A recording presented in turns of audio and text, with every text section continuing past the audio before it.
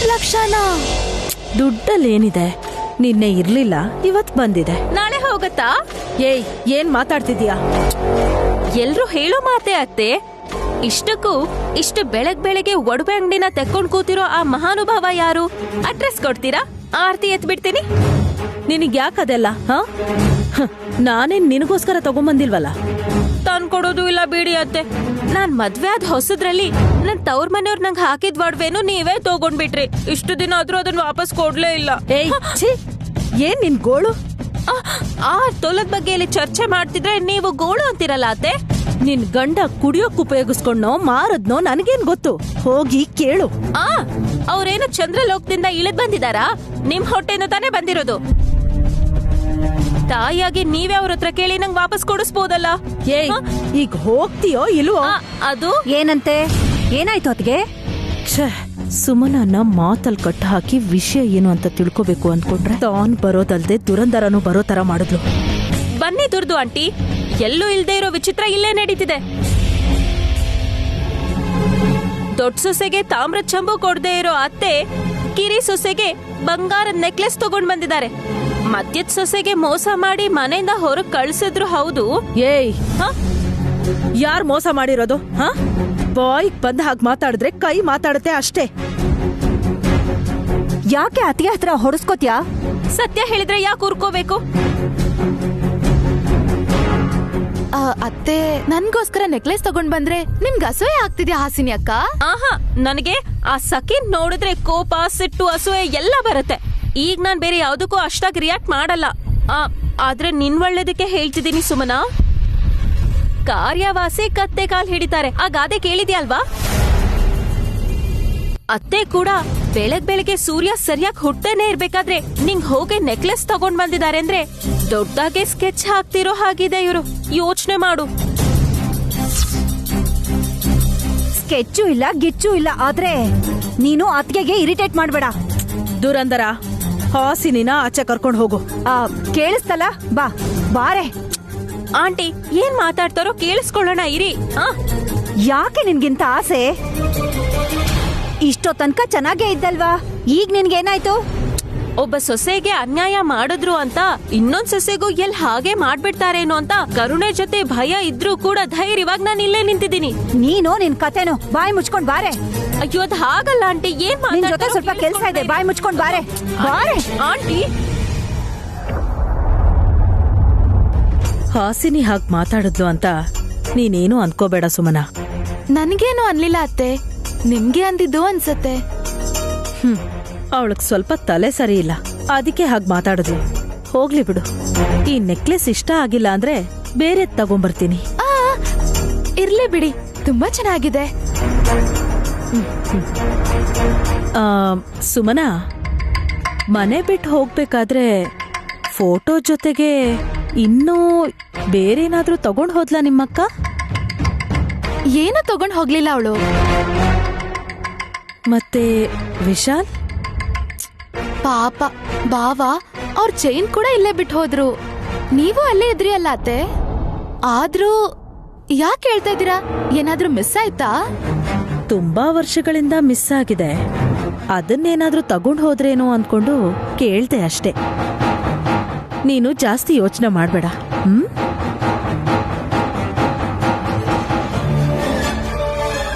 ಹೌದೌದು, ಜಾಸ್ತಿ ಯೋಚನೆ ಮಾಡಿದ್ರೆ ಬಿಳಿ ಕೂದ್ಲು ಬರತ್ತಂತೆ. ಬೇಡಪ್ಪ.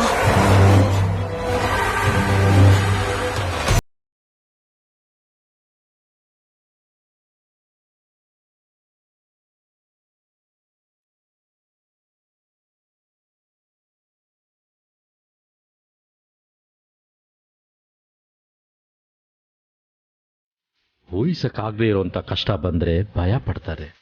ಆದರೆ ಏನಾಗುತ್ತೆ ಅಂತ ಮುಂಚೆನೆ ಗೊತ್ತಿದ್ರು ಯಾಕೆ ಎಚ್ಚರಿಕೆ ವಹಿಸ್ಲಿಲ್ಲ? ನನ್ನ ದೊಡ್ಡ ಮಗಳಿಗೆ ನೀವು ಹೇಳಿದ್ದನ್ನೆಲ್ಲ ನಾನು ಹೇಳಿದೆ ಸ್ವಾಮೀಜಿ. ಆದ್ರೆ ಚಿಕ್ಕ ಮಗಳು ದುಡುಕ್ಬಿಟ್ಲು. ಅವ್ರ ಅತ್ತೆ ಮನೆಯವರು ಶಾಂತಿ ಮುಹೂರ್ತ ಇಡ್ಸಿದಕ್ಕೆ ಇವಳು ಬೇಡ ಅನ್ನೋಕ್ಕಾಗ್ಲಿಲ್ಲ. ಒಡ ಹುಟ್ಟಿದವಳಿಗೆ ಪ್ರಾಣಾಪಾಯ ಇದೆ ಅಂತ ಗೊತ್ತಿದ್ರು ಕೂಡ ಆಗ ಮಾಡಿದ್ಲ ಅವಳು? ಸುಮನನ್ ಶೋಭನದ ದಿನನೇ ಮನೆಗೆ ಹಾವು ಬಂದಿತ್ತಂತೆ. ಸರ್ಪದೋಷಕ್ಕೆ ಪರಿಹಾರ ಮಾಡ್ಕೊಳ್ಳೋಕೆ ಇನ್ನೂ 2 ತಿಂಗಳಿದೆ ಅನ್ಕೊಂಡಿದ್ದೆ. ಆದ್ರೆ ನಾನ್ ಹೇಳಿದ 2 ದಿನದಲ್ಲಿ ಹೀಗಾಗಿದ್ಯಲ್ಲ ಸ್ವಾಮೀಜಿ. ನಾಗ್ ಹಾವು ಏನು ಮಾಡಿಲ್ಲ ಸ್ವಾಮಿ. ನೈನಿನ ಅದು ಕಚ್ಚಲಿಲ್ಲ, ಆದರೆ ಆ ಮನೆಯವರದಕ್ಕೆ ನೋವು ಮಾಡಿದ್ರು ಶ್ಯಾಮಲಮ್ಮ. ಎಲ್ಲಾನು ತಿಳಿದಿರೋರು ನೀವು. ಗಾಯ ಆಗಿದ್ ಸರ್ಪಕ್ಕೆ ನೈನಿ ಹರ್ಷಣ ಹಚ್ಚಿದ್ಮೇಲೆ ಹಾವು ಹೊರಟೋಯ್ತಂತೆ. ವಿಧಿ ಬರಹನ ಎದುರಿಸೋದು ಅವಳಿಗೆ ಅಭ್ಯಾಸನೇ ಅಲ್ವಾ? ಅಪಾಯ ಇಷ್ಟರಲ್ಲೇ ಮುಗೀತು ಅನ್ಕೋಬೇಡ. ಈಗಷ್ಟೇ ಶುರುವಾಗಿದೆ. ಯಾವ ಕೊನೆ ಆಗುತ್ತೆ ಅನ್ನೋದನ್ನ ತಿಳ್ಕೋಬೇಕು. ನಮ್ಮಂತ ಸಾಮಾನ್ಯ ವ್ಯಕ್ತಿಗಳಿಗೆ ಅಮ್ಮನವ್ರ ಲೀಲೆ ಹೇಗೆ ಅರ್ಥ ಆಗುತ್ತೆ ಸ್ವಾಮಿ? ಈಗ ನೈನಿ ಅತ್ತೆ ಮನೇಲಿ ಕೂಡ ಇಲ್ಲ. ಪರಿಸ್ಥಿತಿ ಏರುಪೇರಾಗಿ ಅವಳು ಮನೆ ಬಿಟ್ಟು ಹೋಗಿದ್ದಾಳೆ. ಸ್ವಂತ ಅತ್ತೆನ ಕಾಪಾಡಬೇಕು ಅಂತ ಇನ್ನೊಂದು ಅತ್ತೆಗೆ ಎಲ್ಲಾನು ಒಪ್ಪಿಸ್ಬಿಟ್ಲು. ಸ್ವಯಂಕೃತ ಅಪರಾಧ ಅನ್ಕೊಂಡ್ರು ಹಣೆ ಬರಹ ತಪ್ಪಿಸ್ಕೊಳ್ಳೋದು ಯಾವತ್ತೂ ಸಾಧ್ಯ ಇಲ್ಲ ಶ್ಯಾಮಲಮ್ಮ. ಹುಟ್ಟದಾಗಿಂದ ಅವಳಿಗೆ ಬರೀ ಕಷ್ಟನೇ ಸ್ವಾಮಿ. ವಿಶಾಲ್ ಅವ್ರನ್ನ ಮದ್ವೆ ಆದ್ಮೇಲಾದ್ರೂ ಸುಖವಾಗಿದ್ದಾಳೆ ಅಂತ ಸಂತೋಷ ಪಡೋಷ್ಟ್ರಲ್ಲಿ ಹೀಗ್ ನಡೆದಿದೆ. ಕಷ್ಟನೇ ನೋಡಿಲ್ದೇ ಇರೋ ಅಳಿಯಂದ್ರು ಕೂಡ ನನ್ ಮಗಳು ಹಿಂದೆ ಹೋಗಿದ್ದಾರೆ. ಕಷ್ಟ ಏನು ಅಂತ ಗೊತ್ತಿರೋ ನನ್ ಮಗಳು ಗಂಡನ್ನ ಚೆನ್ನಾಗಿ ನೋಡ್ಕೋಬೇಕು ಅಂತ ಇನ್ನೂ ಎಷ್ಟು ಕಷ್ಟ ಪಡ್ತಾಳೋ ಏನೋ. ಅವಳ ಮಾಂಗಲ್ಯವೇ ಅವಳಿಗೆ ಶ್ರೀರಾಮ ರಕ್ಷೆ ಶ್ಯಾಮಲಮ್ಮ. ಧರ್ಮನ್ ಕಾಪಾಡೋನು ಶ್ರೀರಾಮ. ಸೀತೆ ತರ ನಿನ್ನ ಮಗಳು ಸಹಕಾರ ಕೊಟ್ರೆ ಸಾಕು. ಅವ್ರ ಮನೆ ಬಿಟ್ಟು ಹೋಗಿದ್ ಕೂಡ ಒಳ್ಳೇದೇ ಆಯ್ತು. ಆಸೆ ಆಸ್ತಿಯಿಂದ ದೂರ ಆಗಿ ಏನು ಇಲ್ದೆ ಏನ್ ಸಾಧಿಸ್ತಾರೆ ಅಂತ. ಏನೂ ಇಲ್ಲದೆ ಇರುವಾಗ ಸಂಪೂರ್ಣ ಆಗ್ಬೇಕು ಅನ್ನೋ ಆಶಯ ಹುಟ್ಟುತ್ತೆ ಶ್ಯಾಮಲ. ಭವಿಷ್ಯದಲ್ಲೂ ಅದೇ ಆಗೋದ್ರಲ್ಲಿದೆ. ಪೂರ್ವಿಕರ ಗುರಿಯನ್ನ ಆ ಜೋಡಿ ಮುಟ್ಟಕ್ಕೆ ಹೊರಟಿದೆ.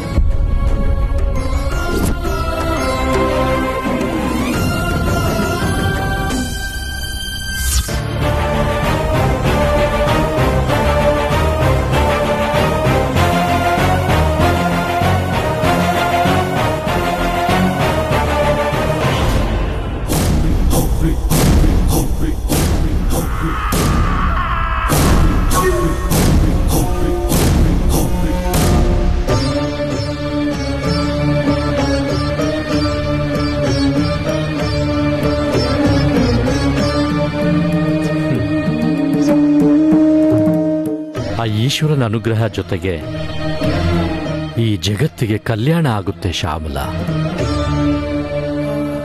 ನಂದಿ ಅವರ ಹೊಸ ಜೀವನಕ್ಕೆ ನಾಂದಿ ಹಾಡಬೇಕು ಅಂತ ಶಿವನ ಅನುಗ್ರಹಕ್ಕೋಸ್ಕರ ಕಾಯ್ತಾ ಇದ್ದಾನೆ. ಮಹೋನ್ನತವಾದ ಗುರಿಗೋಸ್ಕರ ಅವಳು ತನಗೆ ತಾನೇ ಶಿಕ್ಷೆ ಕೊಟ್ಕೊಂಡು ನಯನಿ ನಿರ್ದಿಷ್ಟವಾದ ಸ್ಥಿತಿಗೆ ಸೇರ್ಕೊಂಡ ಮೇಲೆ ಆಗುವ ಪರಿಣಾಮಗಳು, ಸಿಗೋ ಫಲಕ್ಕೋಸ್ಕರ ಕಾಯೋದು ತಪ್ಪಿದ್ದಲ್ಲ. ಹೋಗ್ಬಿಡ್ಬಾರಮ್ಮ.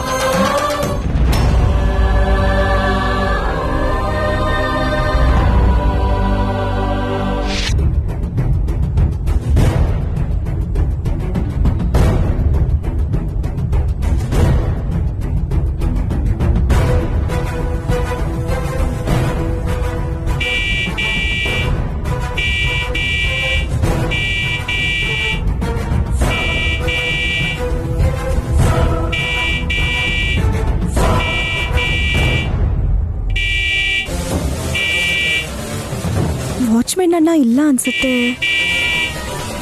ಇರಪ್ಪ, ಬರ್ತಿದ್ದೀನಿ. ದೇವಸ್ಥಾನದಲ್ಲಿ ಇಷ್ಟು ಗಂಟೆ ಹೊಡಿತಾರೋ ಇಲ್ವೋ.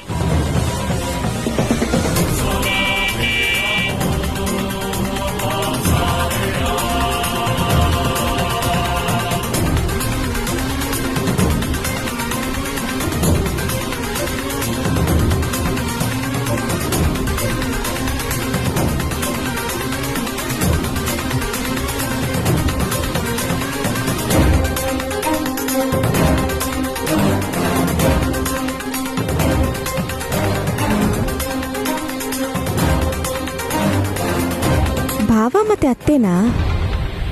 ಆಸ್ತಿ ಕೈಗೆ ಬಂದ್ಮೇಲೆ ಕಾರಲ್ಲ, ಅವತಾರನೇ ಬದಲಾಗಿದೆ.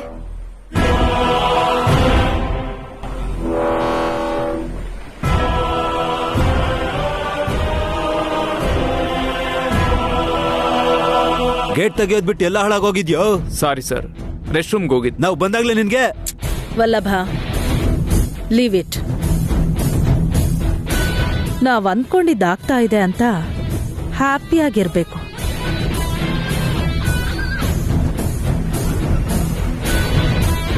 ನೀನ್ ಹೋಗು. ವೇಟ್ ನೈನಿ, ಚೇರ್ಮನ್ ಚೇರ್ ಅನ್ನ ಬಿಟ್ಕೊಟ್ಟು ಸೆಕ್ಯೂರಿಟಿ ಮಾಡ್ಬೇಕಾಗಿರೋ ಕೆಲ್ಸನ ಮಾಡ್ತಿದ್ಯಾ? ಹೇಗಿದೆ ಎಕ್ಸ್ಪೀರಿಯನ್ಸ್? ಚೇರ್ ಮೇಲಿದ್ರು ನೆಲದ ಮೇಲಿದ್ರು ಕೆಲ್ಸ ಮಾತ್ರ ತಪ್ಪಿದ್ದಲ್ಲ. ಮಾಡ್ದೇ ಇರೋದಕ್ಕಾಗಲ್ಲ ಅಲ್ವಾ? ನೀನ್ ಬರೋವಾಗ ಸಲಾಮ್ ಹೊಡಿತಿದ್ದೋರು ಈಗ ನಿನ್ ಸಮವಾಗಿದ್ದಾರೆ ಅಂತ ಬೇಜಾರಾಗ್ತಿದ್ಯಾ? ಈಗ ಕೂಡ ನಮಸ್ಕಾರ ಮಾಡ್ತಾರೆ, ಹುದ್ದೆಗಲ್ಲ ಮನಸ್ಸಿಗೆ. ಗೇಟ್ ಕೀಪರ್ ಆಗಿ, ಸ್ವೀಪರ್ ಆಗಿ, ಲೇಬರ್ ಆಗಿ, ಹೀಗೆ ಎಲ್ಲಾ ಪಾತ್ರಗಳನ್ನು ಮಾಡ್ಬೇಕಾಗ್ ಬರುತ್ತೆ ನಯನಿ. ನಮ್ಗೆ ಪಾಪ ಅನ್ನಿಸ್ತಿದೆ. ಮತ್ತೆ ನಿನಗೆ ಹೇಗನ್ಸ್ತಿದೆ? ನನಗಂತೂ ಅಯ್ಯೋ ಅನ್ನಿಸ್ತಿದೆ. ನನ್ ಮೇಲಲ್ಲ, ನಿಮ್ಮೇಲೆ. ಯಾಕೆ ಅಂತ ಹೇಳ? ಮಗನ್ನ ಡ್ರೈವರ್ ಆಗಿ ಮಾಡಿದೀರಾ, ಮಗನ್ ಕೊಂಬನ್ನ ನಿಮ್ ಬಾಲ ತರ ಮಾಡ್ಕೊಂಡಿದ್ದೀರಾ. ಏಯ್, ನೀನ್ ಹೇಗಂತ್ಯೋ ನಾನು ಹಾಗೆ ಅನ್ಬೋದು. ಆಫೀಸಿಗೆ ಬಂದಿದ್ದೀರಾ, ಕೆಲಸ ಮಾಡ್ಕೊಂಡು ಹೋಗ್ಬೇಕೆ ಹೊರತು ಯಾರೇನ್ ಕೆಲಸ ಮಾಡ್ತಿದ್ದಾರೆ ಅಂತ ತಲಹರಟೆ ಮಾಡಬಾರ್ದು. ತುಂಬಾ ಮಾತಾಡ್ತಿದ್ದಾಳೆ ಮಾಮ್. ನಾನ್ ಗೇಟ್ ಮಾತ್ರ ತೆಗಿತೀನಿ ಅಂತ ಅನ್ಕೋಬೇಡಿ, ಬಾಯಿನ್ ಕೂಡ ಮುಚ್ಚಿಸ್ಬೋದು ಭಾವ. ಏಯ್, ನನ್ಗೆ ಹಾಗೆ ಅನ್ಬೇಡ, ನನ್ ಮರ್ಯಾದೆ ಹೋದಾಗುತ್ತೆ. ಹಾಸಿನಿ ಅಕ್ಕನ್ ಮದ್ವೆ ಮಾಡ್ಕೊಂಡು ಕೆಲ್ಸಕ್ ಬಾರ್ದಿರೋ ಇವಳು ಅಂತ ಅವಳನ್ನ ಮನೆಗ್ ಕರ್ಕೊಂಡ್ ಬಂದಾಗ್ಲೇ ನಿಮ್ ಮರ್ಯಾದೆ ಹೋಯ್ತು. ಆಸ್ತಿ ಹೋಗಿದ್ಯಾ ಹೊರತು ಆತ್ಮಾಭಿಮಾನ ಮಾತ್ರ ಹೋಗಿಲ್ಲ, ಹೋಗೋದು ಇಲ್ಲ. ಅನವಶ್ಯಕವಾಗಿ ನಾನು ಎದುರು ಹಾಕೋಬೇಡಿ. ವಿಶಾಲ್ ಯಜಮಾನ್ರು ಇಲ್ಲಿದ್ದಿದ್ರೆ ಅಲ್ಪ ಸ್ವಲ್ಪ ಮರ್ಯಾದೆನಾದ್ರೂ ಕೊಟ್ಟಿರ್ತಿದ್ದೆ. ಅವ್ರಿಲ್ದಿರೋವಾಗ ಕೆಣಕಿದ್ರೆ ಮರ್ಯಾದೆ ಕಳ್ಕೋತೀರಾ. ನೋಡಿದ್ರ ಆಂಟಿ ಹೇಗ್ ಮಾತಾಡ್ತಾಳೆ ಅಂತ? ಕೂಲ್ ಸಖಿ, ನಿನ್ನೆ ರಾಜ್ಯ ಆಳ್ತಿದ್ದೋರು ಇವತ್ತಿನ ದಿನ ಒಂದು ಹೊತ್ತು ಊಟಕ್ಕೂ ಕಷ್ಟಪಡ್ತಿರೋವಾಗ ಹೀಗೆ ಆವೇಶ ಪಡ್ತಾರೆ. ತಲೆ ಕೆಡ್ಸ್ಕೋಬೇಡ, ಬಾ.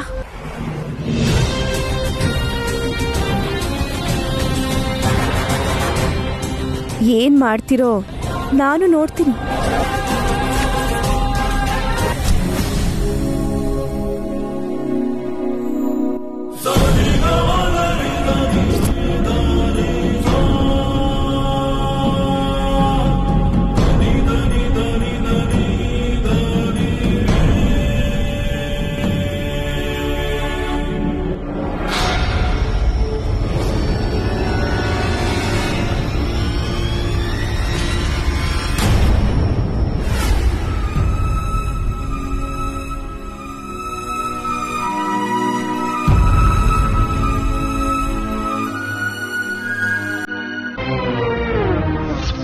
ಎಲ್ಲಿದೆಯೋ ಅಂತ ಎಷ್ಟೇ ಹುಡುಕಿದ್ರೂ ಸಿಕ್ಕಲೇ ಇದ್ದಾಗ ನನ್ನ ಪ್ರೀತಿ ಮೊಮ್ಮಗ ವಿಶಾಲ್ ಹತ್ರ ಇರತ್ತೆ ಅನ್ನೋ ವಿಷಯನ ಹೇಳ್ತಾ ಇದ್ರು.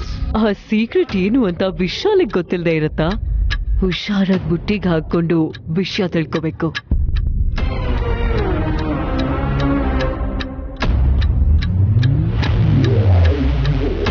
Hi. Hello. How my looking Vishal? ನಾನು ಬೇರೆ ಹೆಂಗಸರ ಮುಖಾನ್ ಬಿಟ್ರೆ ಬೇರೆ ಏನು ಅಬ್ಸರ್ವ್ ಮಾಡಲ್ಲ. ಹೇಗಿದೆ ಅಂತ ಕೇಳಿದ್ಮೇಲೂ ನೋಡಿ ಹೇಳ್ಬೋದಲ್ವಾ ವಿಶಾಲ್? ನಿನ್ ಡ್ರೆಸ್ ಮೇಲೆ ಎಕ್ಸಾಮ್ ಏನು ಇಲ್ವಲ್ಲ? It's okay. ಒಂದ್ ಪ್ರಶ್ನೆ ಕೇಳ್ತೀನಿ, ಅದಕ್ಕೆ ಸ್ಟ್ರೈಟ್ ಆಗಿ ಉತ್ತರ ಕೊಡ್ಬೇಕು. ನಿನ್ ಹತ್ರ ಏನಿದೆ? ನಾನು ಹೆಂಡತಿ. ಅಷ್ಟು ಭಾರವಾದಲ್ಲ ವಿಶಾಲ್, ಲೈಟ್ ಆಗಿರುವಂತದ್ದು ಏನಿದೆ? ಹೇಳ? ಹೇಳು ಹೇಳು. ನನ್ನ ಮನ್ಸು, ಮೈ ಹಾರ್ಟ್ ಎಷ್ಟು ಲೈಟ್ ಆಗಿರುತ್ತೆ ಅಂದ್ರೆ ಗಾಳಿಲಿ ತೇಲಿಸ್ಬೋದು. ಅದಲ್ಲ ಮಿಸ್ಟರ್, ನಾನ್ ಕೇಳ್ತಿರೋದೇನಂದ್ರೆ ಸಾಕಿ, ನಿನಗೆ ಕ್ಲಾರಿಟಿ ಇಲ್ಲ. ಇದ್ದಿದ್ರೆ ಇಷ್ಟೊತ್ತಿಗೆ ಏನ್ ಬೇಕೋ ಅದನ್ನ ಕೇಳಿ ತಗೊಂಡು ಹೋಗ್ತಿದ್ದೆ. ಹೋಗ್ತೀನಿ. ಯಾವ್ದಾದ್ರೂ ಸೀಕ್ರೆಟ್ ನಿನ್ನ ಹತ್ರನೇ ಎಷ್ಟು ವರ್ಷಗಳಿಂದ ಉಳ್ಕೊಂಡಿದ್ಯಾ? ಹಾ, ಯಾ ನೆನ್ಪಾಯ್ತು. ಅದು ಆಕ್ಚುಲಿ ತುಂಬಾ ದೊಡ್ಡ ಸೀಕ್ರೆಟ್. ಅದೇ ಸೀಕ್ರೆಟ್ ನಾನು ತಿಳ್ಕೊಬೇಕಂತಿದ್ದೀನಿ ವಿಶಾಲ್. Tell me. ನಿನ್ನ ಹಾಗೆ ನಾನು ತಿಳ್ಕೋಬೇಕು ಅಂತಿದ್ದೀನಿ. ಇನ್ಸ್ಪೆಕ್ಟರ್ ಚಂದ್ರಶೇಖರ್ ತಂಗಿ ಸುಧಾ ಸಾವು ಆತ್ಮಹತ್ಯೆ ಅಲ್ಲ, ಮರ್ಡರ್.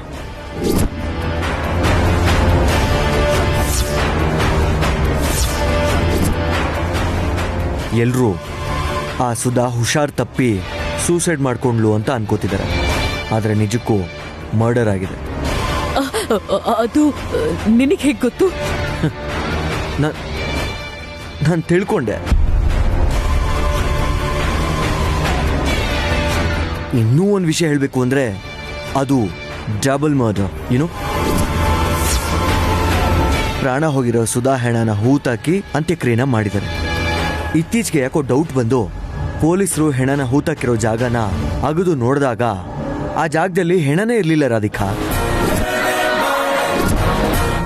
ಓ ಸಾರಿ ಸಾರಿ ಸಾರಿ ಸಾರಿ ಸಾರಿ ಸಖಿ ಅಲ್ವಾ? ಅಯ್ಯೋ,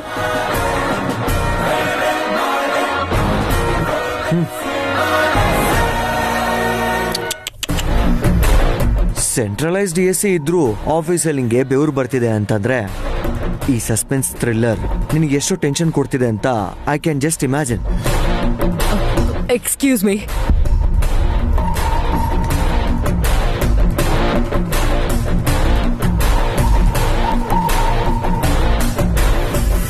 ನೀರು ಕುಡಿ.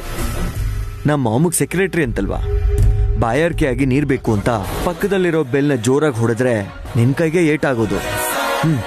ಅದಕ್ಕೆ ಮೊದಲೇ ಕೊಡ್ತಾ ಇದ್ದೀನಿ ಚಿಲ್ಡ್ ವಾಟರ್. ತಗೋ, ಕುಡಿ.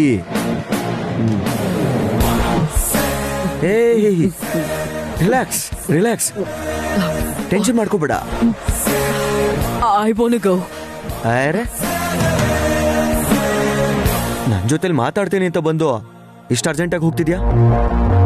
ನನ್ನ ಹತ್ರ ಏನಿದೆ ಅಂತ ಕೇಳಿದೆ. ಹೇಳಿದ್ಯಲ್ಲ ನನ್ನ ಹೆಂಡತಿ ಇದ್ದಾಳೆ ಅಂತ, ಸರ್ಕೋ. ಅಯ್ಯ, ನನ್ನ ಹೆಂಡತಿ ಇದ್ದಾಳೆ ಅಂದ್ರೆ ಏನೋ ಇದೆ ಅಂತ ಅನ್ಕೋಬಿಡೆ ಸಖಿ. ಅವಳಿಗೆ ಬುದ್ಧಿ ಇದೆ.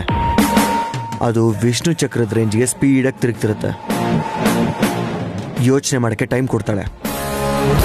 ಆಗ ಸುಧಾ ಹೆಣ ಏನಾಯ್ತು, ನೀನ್ ಯಾಕೆ ಟೆನ್ಷನ್ ಮಾಡ್ಕೋತಿದ್ಯಾ, ನಮ್ಮ ಮನೇಲಿದ್ದು ಏನ್ ಮಾಡ್ತಿದ್ಯಾ ಅಂತ ಪ್ರತಿಯೊಂದನ್ನು ಬಗ್ದು ಆಚೆ ತೆಗಿತಾಳೆ. ಆಗ ನೀನ್ ಸಿಗಾಕೊಂಡ್ರೆ ಇನ್ಸ್ಪೆಕ್ಟರ್ ಬಾಮ ಇದ್ದ ಜಶ್ವಂತ್ ಸಿಗಾಕೊಂಡಂಗೆ ನೀನು ಕೂಡ ಜೈಲಿಗೆ ಹೋಗ್ಬೇಕಾಗತ್ತೆ. ಹೋಗು. ಇನ್ನು ಹೀಗೆ ಜಾಸ್ತಿ ಬೆವರಿದ್ರೆ ಮುಖಕ್ಕೆ ಮೆತ್ಕೊಂಡಿರೋ ಪೇಂಟು ಕರ್ಗೋಗುತ್ತೆ.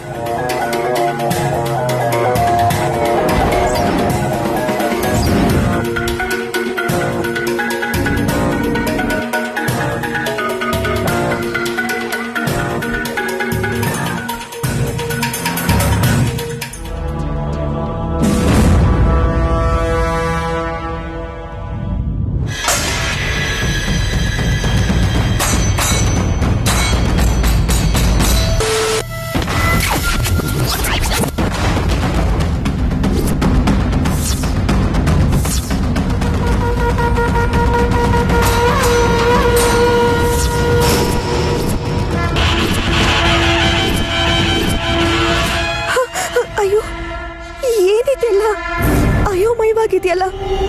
ಆರ್ಯವರ್ಧನ್ ಅವರನ್ನ ಪೊಲೀಸ್ ಯಾಕೆ ಅರೆಸ್ಟ್ ಮಾಡ್ತಿದ್ದಾರೆ?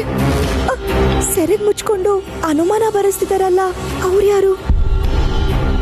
ಆ ಕುಟುಂಬಕ್ಕೆ ಯಾಕೆ ಅನ್ಯಾಯ ಮಾಡ್ಬೇಕು ಅನ್ಕೊಂಡಿದ್ದಾರೆ? ವಿಶಾಲ್ ಯಜಮಾನ್ರಿಗೆ ಏನೋ ಹೇಳಿ ಫಂಕ್ಷನ್ಗೆ ಹೋದ್ರೇನೆ ಆರ್ಯವರ್ಧನ್ ಅವ್ರಿಗೆ ಯಾವ ತೊಂದರೆನೂ ಆಗ್ದಿರೋ ಹಾಗೆ ಕಾಪಾಡ್ಕೋಬಹುದು. ಒಳ್ಳೆಯವ್ರಿಗೆ ದುಷ್ಟರು ಕೆಟ್ಟದನ್ನ ಮಾಡೋದಕ್ಕೆ ಬಿಡಬಾರ್ದು. ಯಜಮಾನ್ರೆ, ನೈನಿ ಇರು, ಏನಾಯ್ತು? ಆಗ ಬೇಡ ಅಂದಿದ್ದೆ ಅಲ್ವಾ, ಈಗ ಹೋದ್ರೇನೆ ಚೆನ್ನಾಗಿರುತ್ತೇನೋ ಅನ್ನಿಸ್ತಿದೆ. ಹಲೋ ಮೇಡಮ್, ನಿಮಿಷಕ್ಕೊಂದ್ಸಲ ಇಷ್ಟ ಬಂದಂಗೆ ಮಾತಾಡ್ತೀರಲ್ಲ.